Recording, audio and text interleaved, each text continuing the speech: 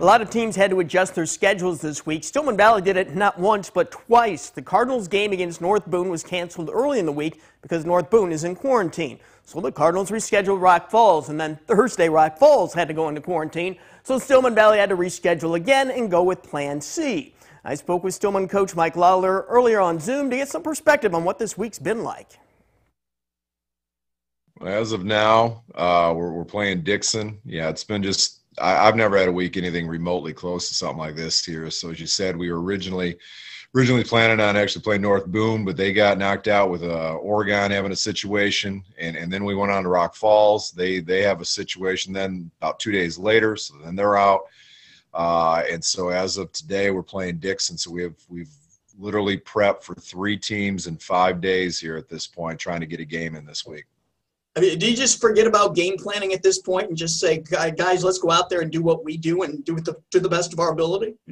Yeah, that's really kind of what you got to do. You know, I think I just sort of get into your base defenses, your base offenses, and get out and play, and we'll try to adjust during the game, and then I'm sure they'll do the same. But it is nowhere near the normal prep, and yet at the same time it's been 3 times the amount of prep as you do. You're trying to give them the very best chance, to go into a game prepared, but it's unlike, like I said, anything I've ever done before.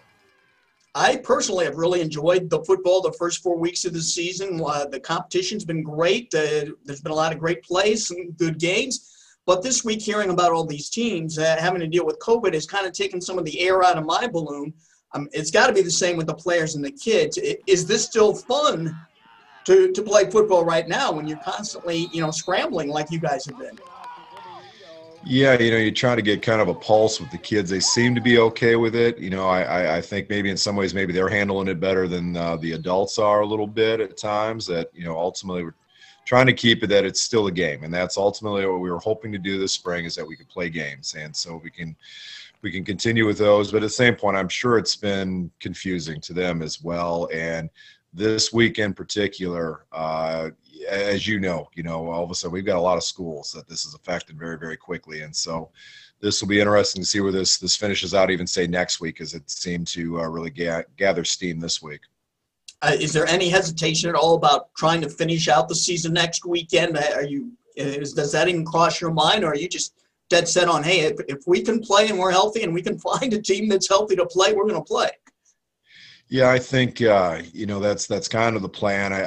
Where I would see we get into some issues is if by chance Oregon cannot play, and then your options become say big 6, 7, 8A schools, that I don't think that's probably in our best interest. When you start matching up with people that are just considerably larger than you, and you're putting your kids at risk when you've made it this far, I don't know if that would exactly be a real wise choice. And well, I just tell you right now that every 24 hours this thing changes so much that to even look ahead to next Friday or Saturday at this point, you hope you can get there. You hope everything will be okay, but boy, it's a long ways away all of a sudden.